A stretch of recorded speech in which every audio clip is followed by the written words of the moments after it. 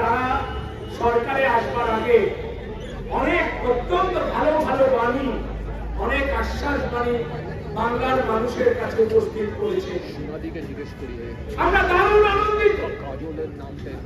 আমরা কে পছন্দ করি না করি তার ঊর্ধ্বে উঠে আমাদের অভয়ার পরিবার, আমাদের অভয়ার মা, আমাদের কাকিমা আজ রাজ্য বিধানসভার সদস্য, তিনি এমএলএ। আমরা তো আশা করবই। আমরা মাঝে মাঝে শুনতে পারি ফাইলটা এবার খোলা হবে, আমরা প্রত্যাশী সেই ফাইল খোলা। তাহলে বোধহয় ফাইলটা বন্ধ ছিল, ফাইলটা খোলা হবে। সামনে কাকিমা রয়েছেন, ফাইল খুলে সব বেরিয়ে আসবে। অল্প কিছুদিনের মধ্যেই অভয়ার ন্যায় বিচার প্রতিষ্ঠা পাবে। এবং প্রতিদিন আমরা যে আশ্বাস বাণীগুলো শুনি, সেই আশ্বাস বাণীগুলোর সঙ্গে সম্পৃক্ত করে বাংলার মানুষ এক নতুন বাংলা দেখতে পারবেন, এই প্রত্যাশায় তো অপরাধ নেই। কিন্তু আমি এইমাত্র মিডিয়া বন্ধুদের কাছ থেকে শুনছিলাম, নিজের গুণে সংখ্যা রাখতে পারিনি। নতুন সরকার প্রতিষ্ঠার পরেও বারুইপুর সহ আজ পর্যন্ত প্রায় 20টা ঘটনা, 52টা ঘটনা মিডিয়ায় মাত্র বলেছিলেন। আমার সাত বন্ধুরা অনেক ভালো জানেন আমাকে। 52টি ঘটনা ঘটেছে পশ্চিমবাংলায় এই মুহূর্ত পর্যন্ত। সেখানে অভয় মঞ্চ প্রতিটা ঘটনায় দৌড়ে যাওয়ার চেষ্টা করছে, পাশে দাঁড়ানোর চেষ্টা করছে। ঘর থেকে মেয়েরা হারিয়ে যাচ্ছে, সেই হারিয়ে যাওয়া মেয়েকে ফিরিয়ে আনা হচ্ছে। শুধু কি পশ্চিমবাংলায়? আমরা বরাক উপত্যকায় দেখলাম 2জন নারীর মৃত্যু, বয়সে তারা অত্যন্ত ছোট শিশু, তাদের হত্যা করা হলো ধর্ষণ করে।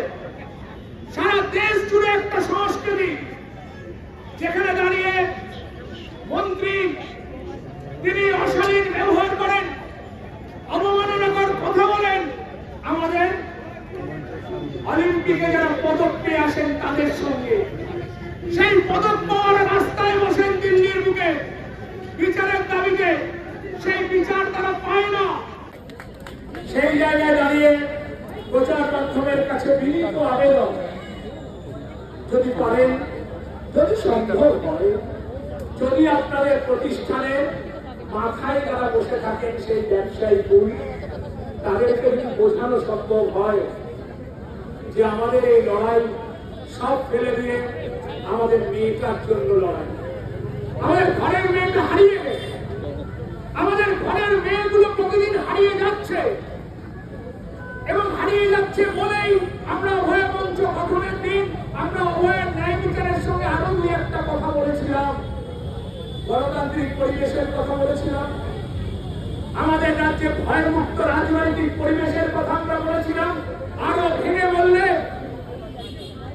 যে শাসক সেই সময় ছিলেন, যারা প্রকৃত অর্থে ধর্ষককে মদত দিচ্ছিলেন, এই ব্যবস্থাকে মদত দিচ্ছিলেন, মনে রাখতে হবে সরকার কিন্তু প্রথম দিন কোন উচিত ব্যবস্থা নেননি।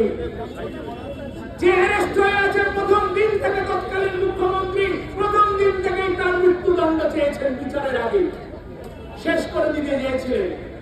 আজকের দিনটা অব্দি তাহলে আসতে হতো না।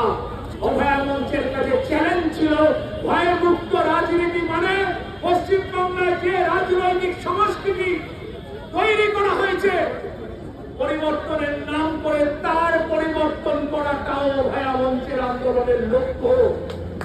সেই লক্ষ্য পূরণ করেছি আমরা। বাংলার এই পরিবর্তনে অভয়া আন্দোলন গুরুত্বপূর্ণ ভূমিকা পালন করেছে বলে আমি বিশ্বাস করি। বাংলার এই পরিবর্তনে অনেকগুলো কারণ গুণগত এই পরিবর্তনে ভূমিকা গ্রহণ করে থাকতে পারেন, কিন্তু অভয়ার ন্যায় বিচারের দাবিতে আমাদের মা বোন সন্তানদের প্রতিদিন তাদের প্রতি ঘটে চলা অন্যায়ের প্রতিবাদে আমরা যে পরিমণ্ডল রচনা করেছি সারা পশ্চিমবাংলায়, জলপাইগুড়ি থেকে ঝাড়গ্রাম পর্যন্ত ভয়াবহ বিস্তার লাভ করেছি। আমাদের সংগঠনে আমরা আলোচনা করছি কোথায় কোথায় দুর্বলতা আছে, চেষ্টা করছি আরো মানুষকে সমবেত করব। আমরা চেষ্টা জারি রেখেছি, আমরা আরো বড় হব, কিন্তু আমাদের কাছে প্রত্যাশাও তৈরি হয়েছে।